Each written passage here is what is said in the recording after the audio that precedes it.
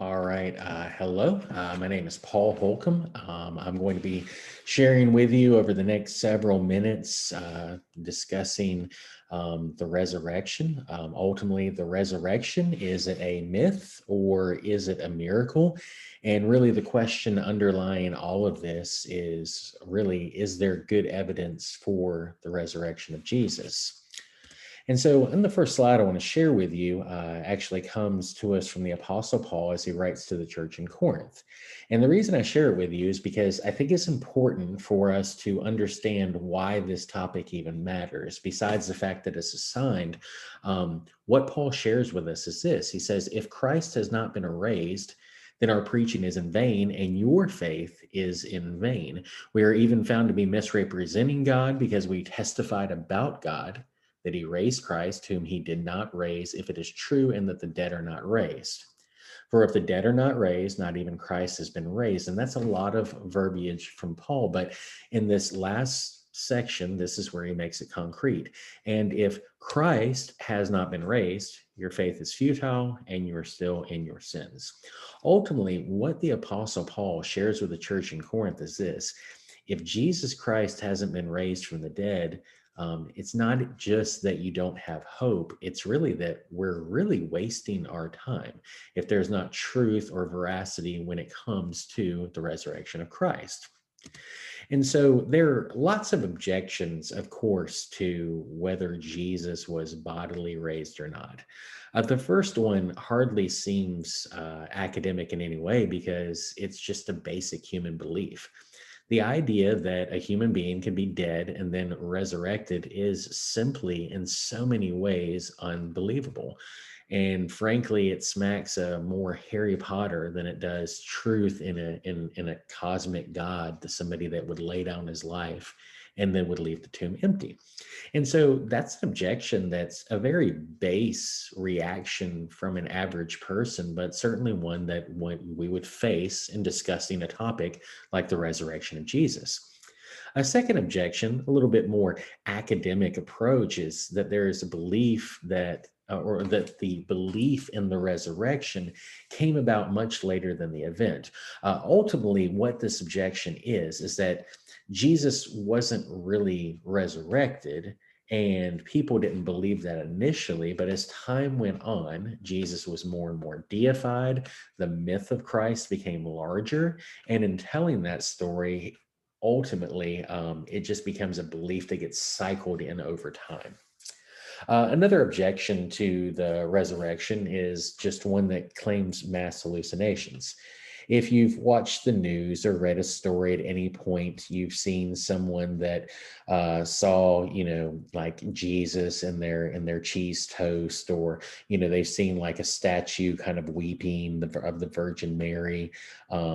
This idea kind of the stigmata that was popular in the movie Stigmata several years ago, this idea that people just hallucinated what really didn't happen. And so ultimately, Jesus was crucified. I don't think that's really the contention. The real contention under the mass hallucination objection is that the group of people just kind of really, through wishful thinking, was hoping to see Christ again. And so that's what they saw, but not in a very literal form. Another objection add to that is that the resurrection in itself was metaphorical. And in many ways, the way that language works, this can be a common sense objection when you think about it. The idea, again, of somebody being dead and coming back alive at its very base level is something we would reject. And so, if that's the case, surely not even Jesus meant that he was going to be resurrected after 3 days, but instead this idea of the kingdom, that this kingdom that would live on without him, and this culture that can continue on, that is committed to nonviolence, is committed to serving God and serving one another. This could live on in a metaphorical, but certainly not a literal way. Another objection, and I think one that's fairly common, is the idea that Jesus's resurrection, the concept that his body came back to life, is really on par with the myths of Greco-Roman literature. And you certainly find these objections coming from a lot of sources. There's a lot of comparables. The agnostic and professor Bart Ehrman certainly suggests this and says there's a lot of comparisons we can find. And we'll also take a look a little bit at what Craig Blomberg talks about, some of the experts and what they thought about this, Greco-Roman literature and those myths therein. And then the final category of objections is kind of a large one, but basically it's naturalistic in the sense that we're simply just explaining it away. There's got to be a common sense reason that people didn't find a body. And so some suggestions are arriving at the wrong tomb. I mean, simply they went to the tomb, they found Joseph of Arimathea, but maybe they just read the name wrong. And so they arrived at a place that didn't have Jesus's body because it never had Jesus's body. Another objection, of course, as well listed here is Jesus never died. The idea that either he swooned, which was a theory that has been popular, this idea that basically Jesus pretended, kind of napped, he was on the cross and really wasn't dead. And then, of course, the one that the Jewish high priest claimed and is believed to this day by the Jews and believed by many, that the body was simply stolen. The disciples came, or some believers in Christ came, or maybe even the family came, and they took the body and stole it. And frankly, that makes a really good story when you start to think about it. And so these are objections that come when we consider this idea of a bodily resurrection. And so the first one, I'm not sharing a slide with you, but the idea that it is just simply unbelievable is not really something that we're going to be able to encounter. The idea of a human being or a deity in Christ coming back alive, that is experiential by nature. And so historically, we're not going to really be able to contradict that. But to go to the first kind of academic objection, we get this idea that is proposed that, well, the resurrection came about later on. It's a late belief. New Testament scholar by the name of Gerd Ludemann, and I apologize if I'm pronouncing his name wrong, he refutes this view. Now, Ludemann is not really a fan of the bodily resurrection of Jesus in any way, so he's not really a friend to the argument for an actual resurrection. But what he does point out is this, is that in 1 Corinthians chapter 15, which is the slide we shared with you, is part of a creedal tradition that already existed by the time the Apostle Paul was converted. And if we start to do the math and we start to look at where Paul was in relation to Christ's life, we find that the heart of the tradition that Paul receives and shares had to have been in place somewhere in 2 to 3 years after Jesus's death. It would already have to be there. And what Ludemann does in his scholarship, again, not really a friend to the argument for the resurrection, simply argues strongly that when it comes down to it, this belief had to have existed between 1 to 2 years after Jesus was in fact crucified. There's a belief in a resurrection. Thus, this is how the creedal tradition starts. It makes its way across countries and countrysides, and in turn tells us that, well, the belief in the resurrection was a very early one. Dating that obviously is a bit impossible without a time machine, but scholarship tells us as much, that as close to 1 to 2 years. The next question, of course, is mass hallucinations. This idea that people simply just kind of through either wishful thinking or through a collective hallucination that they saw Christ. There was a study, and Blomberg mentions this in the historical reliability of the New Testament, is a study that shows that these hallucinations, when they occur, they always occur in conjunction when they're focused on something that's a very fixed entity. So that might be a statue, like the Virgin Mary or Jesus crying, seeing something to that effect. It might be a painting in which they see, drops of blood or an apparent weeping, again, because that's pretty popular to see. And it could just be a portion of the sky framed in a certain way.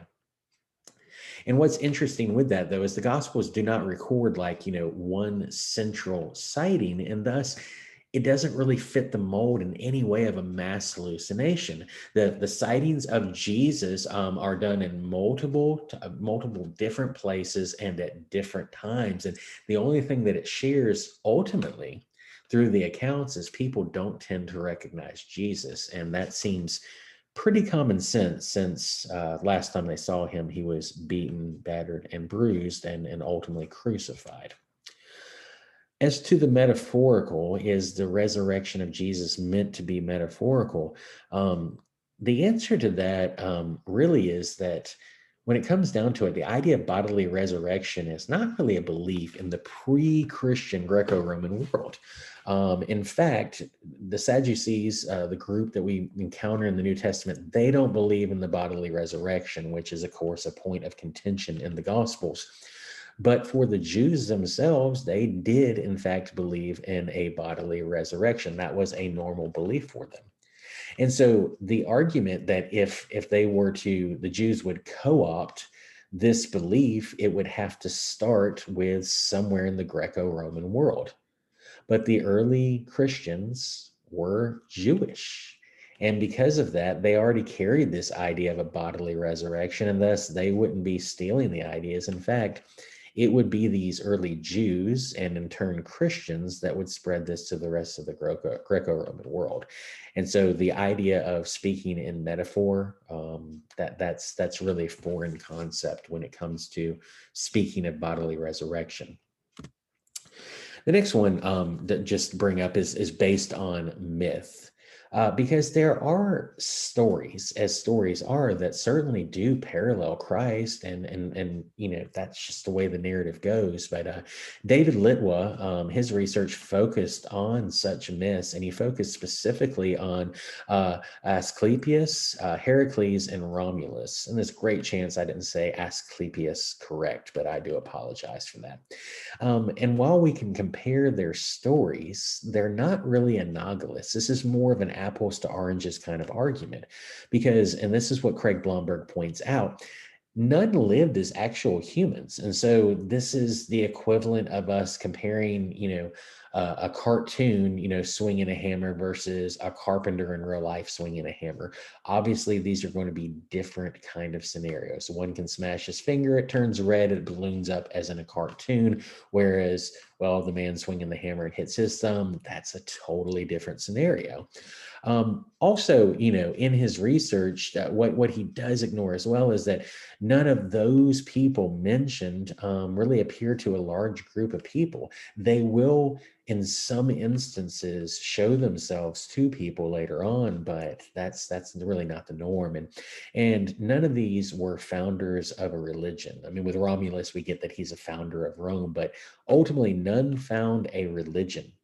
And what's key to this is that if you're going to found a religion in which the crucifixion and then in turn resurrection is so central, that's really difficult because there's a need built in to reverse a perception of Jesus as a cursed individual.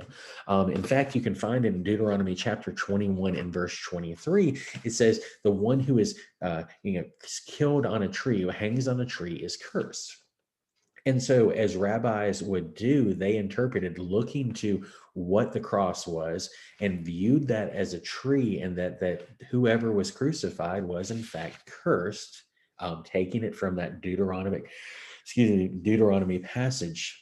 And so, that being the case, that's really not the best way in order to start your religion at all. So, based on myth, kind of is something that we can answer that objection. And then, of course, there's the naturalistic explanations. And what's fun about the naturalistic explanations is that because they're more common sense, off the cuff kind of arguments, then logically we can answer them really in the same way. What if they just went to the wrong tomb? Instead of going to Jesus, they went to Stesus, and they just happened to be in the wrong spot.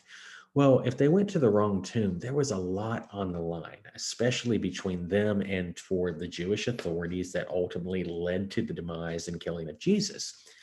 those detractors would have just said, no, they went to the wrong tomb. Again, common sense objection, but a common sense objection can be met with common sense. That's allowed. The next thing is the idea that, well, okay, well, Jesus just really, he was kind of hiding out in the tomb. He was able to push away the stone and in turn overcome the Roman soldiers. Crucifixion, as I list here, is horrific. And I won't go into the vast details, but not to mention the fact that Jesus was beaten beforehand, not to mention that he had nails through his wrist and through his feet, that he had crown of thorns on his head. He also had a spear in his side. He deserves an award for something, even if he's able to pull that off. He certainly deserves some sort of Oscar. And even if he was able to do it in a very feeble state, how do you overcome guards? What gets Roman guards to leave on penalty of death without the person they're supposed to guard? Just doesn't make a lot of sense. And then, of course, stealing the body. But why would disciples steal a body and then live for a lie? It's just so unlikely. If we believe anything from the Book of Martyrs and early church fathers, we see that so many of these disciples met with untimely deaths, whether it's clubs to their head, whether it's crucifixion, or even ascribed to some and say Peter was crucified upside down. Why would they do that? It just doesn't make a lot of sense. And I think that the argument does have to cut both ways. If somebody tells us that, okay, well, the body resurrected doesn't make sense, I do think that we need to take that seriously. At the same time, because we are claiming something bold, they have to accept common sense on our side. And I think that is a failure sometimes when we have these discussions. And so, compelling evidence for the resurrection, because ultimately that's what this really is about, featuring prominently just really what Blomberg has to say about the subject, because he approaches it from the manner in which we really want to approach it historically. And so he points out some really good things. The first being that all four gospels feature women at the tomb. Now, today that really doesn't make a lot of difference to us. But then again, well, frankly, if we were females, we probably would understand that the plight of women has been pretty bad for a long time. I mean, even in the 1970s in the United States, women couldn't take out a loan without their husband signing with them. So the status of women has always been questionable at best. This idea of women's rights is still fairly new. And so if we were to backtrack all the way to the first century, we're going to know that if you're going to start your religion and you're going to get some witnesses, women are not the best witnesses to get. They were not trusted as much as men. Even in turn, their testimony was just rarely allowed inside Jewish courts to begin with. And really, they're not the people that you would use to convey a story to the disciples. A more plausible way to begin would just be simply to start with the disciples themselves. Peter ran away, Peter ran back. That would be a great story, and it would sew that up in so many ways, but it's not the narrative that the Gospels give us. It tells us that the most unlikely of people are the ones that find the most unlikely of things to occur, and that is the fact that Jesus has been resurrected. The second thing, share with you, just compelling evidence for the resurrection, is the great significance of crucifixion as it plays out within here. And I mentioned this in the last slide, Deuteronomy 21:23, the one that dies on the tree is cursed. And why this is important, again, and this is again taking that idea that the rabbis have interpreted and said, look, if you die on this tree, this cross, then you are cursed. Well, that forms a narrative that, again, it makes Jesus sketchy. He is accursed. He is unclean. He is defiled. He is all the things that no self-respecting Jewish person would want to be.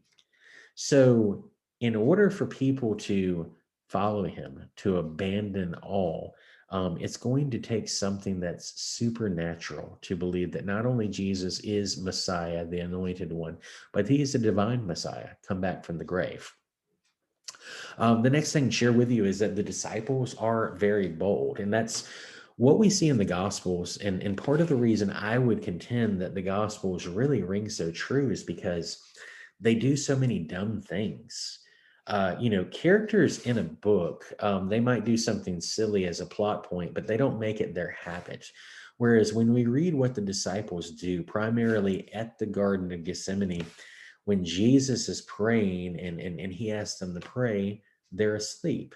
He asks them to pray again and they're asleep again. He asks them to pray again, they're asleep again. And then when it all comes down, the disciples just scatter like cockroaches when they come in, when the light comes on. Um, so these guys are cowering. And even if you look to Peter, I believe I heard the pastor minister Adrian Rogers one time just kind of supposing that Peter's hiding behind a tree and watching Jesus from afar. And whether that's reality or not, it's certainly the portrait that we're getting somewhat about that they all went away and they hung back. They were scared. But all of a sudden, after Jesus returns, they are doing some amazing things. In fact, one of my favorite passages in Acts is Acts 5, where John and Peter are boldly proclaiming Christ, and they end up getting beaten for proclaiming Jesus. And so after that, they go out and praise God all the way that they were faithful and allowed to be beaten in the name of Christ because they couldn't help themselves. That's a boldness that does not exist and doesn't really exist without there being a body, a human Jesus that they've seen. Otherwise, I mean, they're just, well, I don't really have a category for what they would be.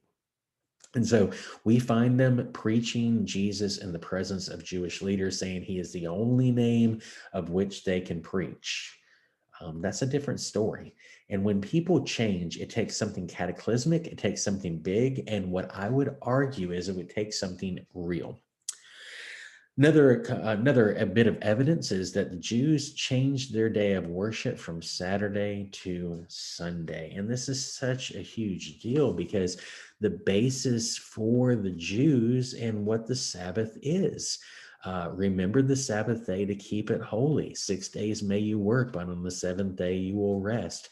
This is the fourth commandment. This is the commandment that is, well, it's just tremendous for them. It's even a built-in day off for all the Jewish people. To change the day, they don't have Sundays off. They would have to work, as we find in the book of Acts, that they're coming in after a long day. Eutychus falls out of a window in an evening service, and Paul continues to preach because of that. They've changed that. And even by the time we get to John and Patmos and Revelation, he is caught up in the Spirit on the Lord's day. And so this idea of moving from Saturday to Sunday is number one, is it's just revolutionary. Two, it would take an act of God, and three, that act of God up for contention is that Jesus is resurrected, because otherwise, no self-respecting Jew is going to do that. And the final thing that Blomberg points out, and I find interesting because I've never thought of this, is that Christians have never venerated a tomb claiming to have contained Jesus's body. We have presupposed places. We have places that people visit on their kind of pilgrimages to Israel. But when it comes down to it, we don't have a Grant's tomb for Jesus. We don't have a tomb of the unknown soldier for Jesus. Ultimately, when it comes down to it, we don't have a tomb for him at all. We don't have a memorial. And that's really, in some ways, some of the most compelling evidence we have for Jesus is the fact that so little of Jesus's stuff was even kept. The fact that he was simple, that he was a Jewish carpenter, stonemason, whatever we want to believe, that's another presentation for another day. When it all comes down to it, we venerate Jesus not just on a cross, and certainly not from an empty tomb, but believing that he sits at the right hand of the Father and that he's coming again. And this is the gospel in its completion. And ultimately, when it all comes down to it, while we can't point to the body because the body is not there, we have compelling evidence for the resurrection because the people that were in the sphere of Jesus, that kind of, they circulated around Jesus, that they were so dramatically different after this event. And just an incoherent belief doesn't get people to that point. And so is there good evidence? Is there compelling evidence for the resurrection? Why, I would contend that there certainly is. And just to share with you, I leaned solely on Craig Blomberg's work, The Historical Reliability of the New Testament, as he takes the historical approach in this. And so thank you. Hopefully that I'm really hoping that this is going to upload. But anyway, have a good evening. Bye.